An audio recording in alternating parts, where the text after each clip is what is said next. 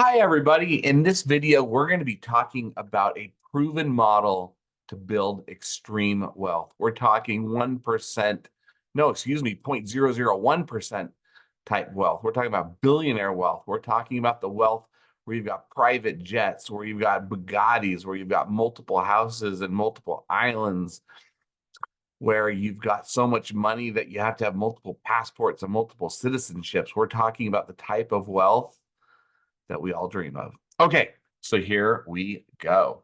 Now I'm going to try and do this right. And hopefully I don't screw it up. So here we go. And I'm entitling this presentation the Koch model for building extreme wealth because it's based upon the ideas and principles of Richard Koch. Okay, so here are some of the take-home values, takeaway values that you're going to be getting out of this. I'm going to share with you, number one, the dream, what we all fantasize about, what we all dream about. And really, it's extreme wealth with basically no work and no effort, which, believe it or not, is possible. We're going to use Richard Koch as the model. We're going to share his model of how he's done it. We're going to talk about the key concepts, the principles that allow this to happen. We're going to talk about the groups of people who can benefit. We're going to talk about the ideas that you got to master, and also, more importantly, the skill progression set. And then more importantly, what each group can kind of get out of this presentation, and then variants from this model that don't result in extreme wealth, but have a lot of benefits. So, and why am I bother doing this? So I want to share what I believe is what's possible in the Koch model of building extreme wealth. Also right now, there's a guy named Perry who's doing a presentation with Koch, and I think some of the things that he's sharing, I don't necessarily agree with. And rather than share what I disagree with and agree with, I'm just going to present what I think is correct. I think it's a lot more useful and productive just to share what I believe the correct version is of something rather than arguing over points of differentiation.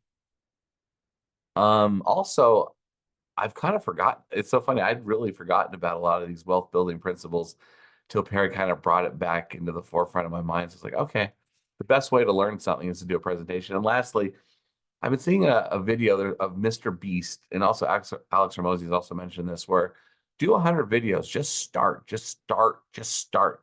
Start doing 100 videos, do 100 videos, see what works and get better. And I always tell clients this, the best way to start is to start. So first off, let's talk about the dream, the fantasy. In some ways, this is a fantasy that I'm about to present to you, but there are people who have achieved this. Now, whether they're happy about it, whole other presentation. However, one of the primary elements of the dream is being able to work wherever you want in the world, whenever you want. That's kind of a core idea of the dream. Another element of the dream is to make money while you're sleeping. I know a lot of affiliate marketers talk about this, but it's this concept of PayPal ding dings in the night and you wake up and there's a $10,000 balance. And then you go to sleep and there's a $20,000 balance the next morning when you wake up. And by the way, I have clients who live that lifestyle, so I know it's true. It is possible. Another element of the dream is VIP status. We as human beings are very status driven, very lobster-esque, if you will. And it's important to know that being wealthy is not just about a numerical value that you're worth. It's about your relationship of self-worth and worth in relationship to other people, and you being on the higher end of the scale compared to everybody else. We want to feel more important, more valuable, more special than everybody else in the group, more dominant. Again, we can argue whether it's a good or bad element of humanity, but it is, I think, very true. I think what we also want, part of the dream, is fame. We want a little bit of fame, not the type of fame that's intrusive, like Taylor Swift fame. I don't think no one wants Taylor Swift fame, but we want just the right amount. The next thing that we want is respect. We want the respect of our peers because it's not just enough to be famous. You want respect, and not the type of respect where you got a gun to someone's head and they have to kiss your ring just because if you don't, you'll kill them. There's this kind of, we want voluntary respect from people that we respect. There's something very gratifying about that. Just on a normal idea, we just want piles of cash. You know, you look in your bank account, and there's a couple of commas. Yeah, that feels good. That feels real, real good. Um, and we want assets. You know, I think there's an element where we want a private plane, we want a Bugatti, we want stuff. That is the dream. And the dream would not be complete without power. We want to be able to influence current events. We want to influence culture. We want to influence politics. On one hand, we are imposing our will on others. On another hand, we are helping humanity. It just depends on what point of view we're going with. There's also, oh, excuse me, generational wealth. Hold on one second.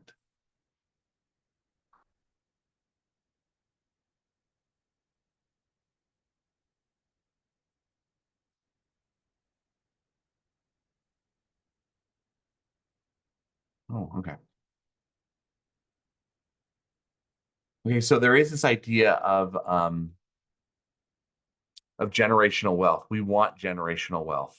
Okay, that's something very attractive. Now, this dream that we all kind of fantasize about with, and some people do achieve, is with little to no effort. I mean, if we're going to dream, we might as well dream, right? We want there to be an easy button where we can achieve all of this wealth, all of this fame, all of this power with little to no effort. No politics, no 80-hour work weeks, no stress, no bullshit, just a little button, boom. That's the dream.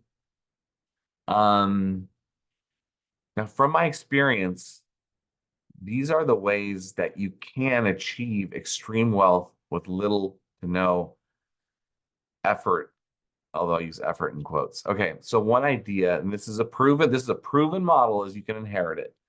You can inherit the wealth. That's very proven. You can marry it. I would argue marrying for wealth is not a good idea, but it's one way to do it. Another way is to win it. There's always Powerball. And lastly, the most common way, by the way, most billionaires are built. They're not born. They're not inherited. They're not married. They're not winning it. They build it. And then within this building model, there's two subcomponents. There's the build the business component where you build something of extreme value, you sell it. And then there's build the capital model where basically you have money, you invest it, reinvest it, invest it, reinvest it. What I find typically over and over again is that it's a combination of the two, combo of the two, where a person builds a company, sells it, takes that surplus capital, and then does the family office from there. That's very typical. So Richard Koch is the proof of concept. He's done it. He's the guy who went from humble beginnings, really smart, applied himself, and is a billionaire. He did it. And what's really interesting is he's done it with working 1 hour a day. So let's talk about his claim to fame. And by the way, I did a little more research. He didn't really sell his company. His partners really just bought him out. So we can argue whether he sold or not, but he built up something enough that people are willing to pay for it. So that's something. But anyway, he sold his company shares for around $6 million. And then from $6 million, he's grown it to about 1.6 billion, which is a lot of money. I mean, we could call it internal rate of 20% or whatever it happens to be. And he works 1 hour a day. The key thing to me, though, is that he's been able to consistently grow his wealth over time. Consistently grow his wealth over time. And doing so with 1 hour a day. Those are the two key components that I feel are the real takeaways. And I will say this is that business building, again, and this is an area up here and I really disagree with. I don't know how much he built LEK as much as his partners bought him out. And he and also he did work substantial amount of hours. So he was in the hamster wheel. But however, as an investor, he's successfully bought and sold many businesses. And so I think what the noteworthy takeaway for me is that Richard Koch has proven to pick winning companies to invest in over many decades that yields a high rate of return that's truly above normal, and he's able to compound it. That is like extraordinary. And I believe that if you look at what his skill set is, what his magic is investing in winners, investing in winners that will sell so he can realize that appreciation. Now, the thing is, how does he pick winners? So Richard Koch came up with a couple of key ideas that are really extraordinary. And they're not truly unique to him. It's just the one he's just been able to do the research, put them together, and they're just true principles that are effective. So one is the 80-20. He wrote a book called the 80-20 Principle. And essentially, there's this idea that 80% of the effort yields 80% of the result. And in addition to that is that the 80-20 principle is it's fractal, meaning within an 80-20, there's another 80-20 within another 80-20. So essentially what that means is that if you find a 1% lever, you can get a 50% improvement. So essentially, if you can go into a business, identify the 1% movers that yield 50% outputs, you can achieve extreme results with very little effort. It's a very leveraged approach. It's true to nature. I highly recommend you do your research and read into it because it is true. Okay, the next thing that Richard did work at Bain and Company, and they were famous for their star principle approach. I don't know if Richard Koch is the one who invented this, but he's certainly one of the guys who used the crap out of it. Actually, I don't think he did. It's actually his boss. Actually, I think it was his boss. But anyway, so the star principle is you want to invest in stars and basically cash cows keep them, question marks who knows, and dogs get rid of. To be a star business, essentially it means that you're in a business that's growing. The industry is growing more than 10% a year, and within that niche, you are the market leader. That is a star business. And if you don't fulfill those two criteria, then you either need to go into a new niche. And if you're not the market leader, you need to become the market leader. And if you're not either one of those or can be one of those, you need just to figure out a new business or a new model. Now, star businesses come in two basic flavors. Two basic flavors. One basic flavor are companies that figure out how to reduce the cost by 50% or more of something. So for example, you have a $100 product, it's now $50. If you have a $50 product, it's now $25. And what the idea is that when you reduce the price of a product or service by more than 50%, you quadruple, or not necessarily quadruple, but you exponentially increase the market share. And every time you do that, the classic example are computers. Like back in the day, computers cost, like a Cray computer would cost like $1 million. And now you can get $1 million computer for like $300. I remember back in the day, my parents had TVs that cost $10,000. Now you go to Walmart and get them for like $300, and they're better. The other side of it is something very simple to use or a joyful experience. The classic example of that, I believe, is Uber.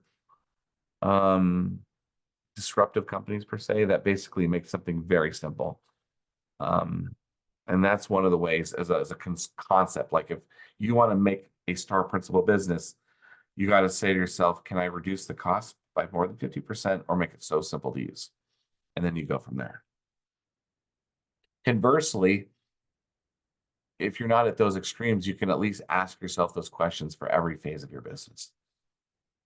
Another key component that Richard noticed that's a component of these star principal businesses is this something called network effect. It's kind of like user base. Like if you have more users, you have more data. A classic example to me right now is Tesla. They've got more cars on the market, so therefore their AI that's doing driverless driving has more data to train on. It's like Google does better search results because they get more data, and it goes over and over again.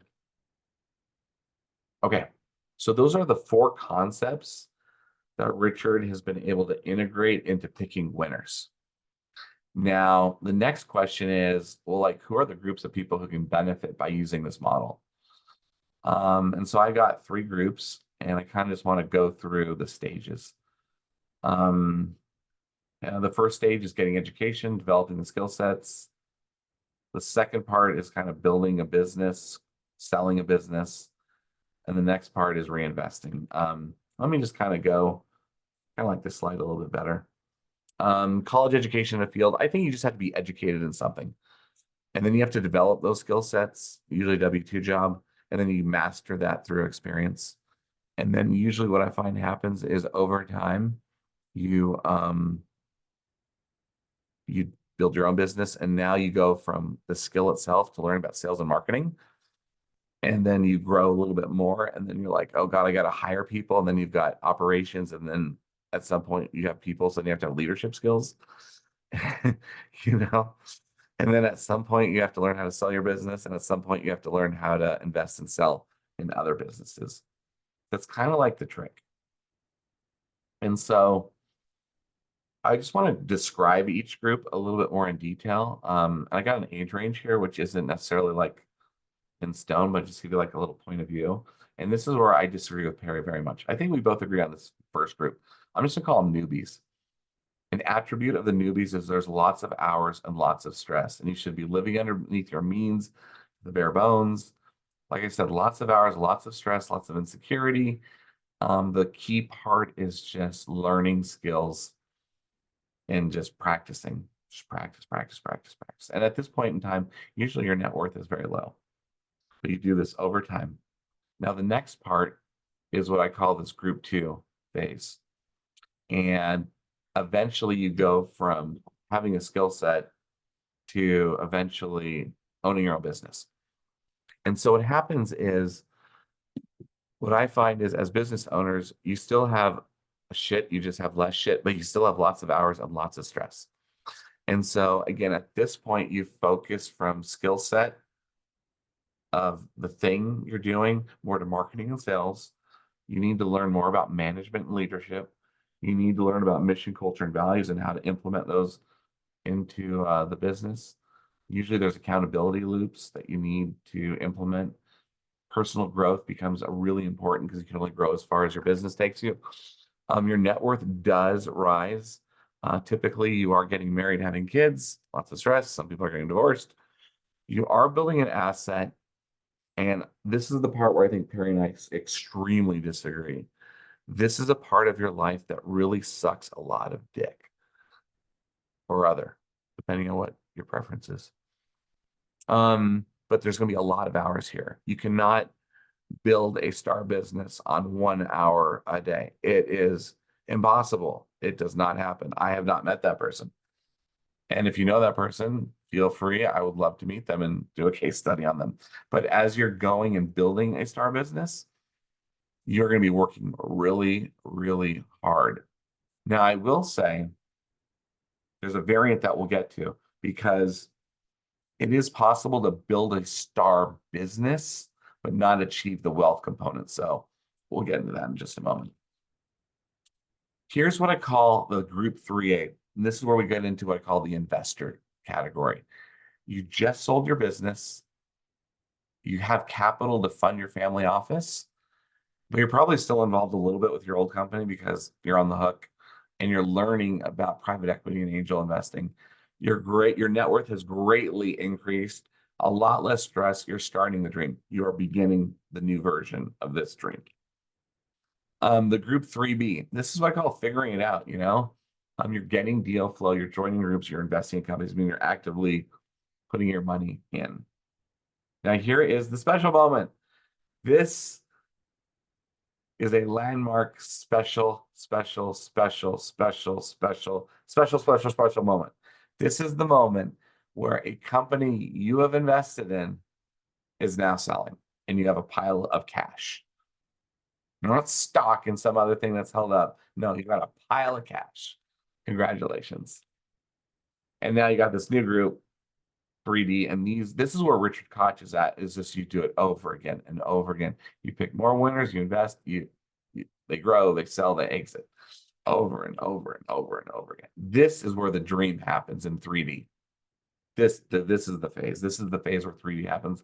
And yes, it does happen. I know not just Richard Koch as a human I know exists, but like I know people in this group, in this category. And this is where life is pretty awesome. This is what we should all aspire to be.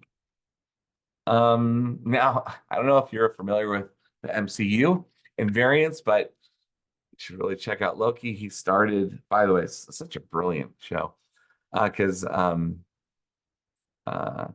they did a spinoff with Loki, and they introduced this idea of variance in multiple universes. And so I want to share with you what I presented before are the three groups that I believe are the ideal models. What I'm about to show you are variants that they have not achieved the ideal outcome. However, these outcomes are awesome. These are great quality outcomes that are just not dream level. Awesome, but not dream level. Okay. So this kind of actually, I think I'm this guy. So number one, high paying job, self-employed professional. I believe I've implemented a lot of this stuff and I am now in this category. So let me tell you the benefits. I have a high paying self-employed job. Okay, very nice. I do not have a star business, but I do have a cash account. I do work a medium amount of hours, meaning I don't work 1 hour a day, but I work off and on throughout the whole year, and I take several months off. I do have many degrees of freedom. My business has a low multiple. I'll be honest, it's not like a 10 multiple or whatever.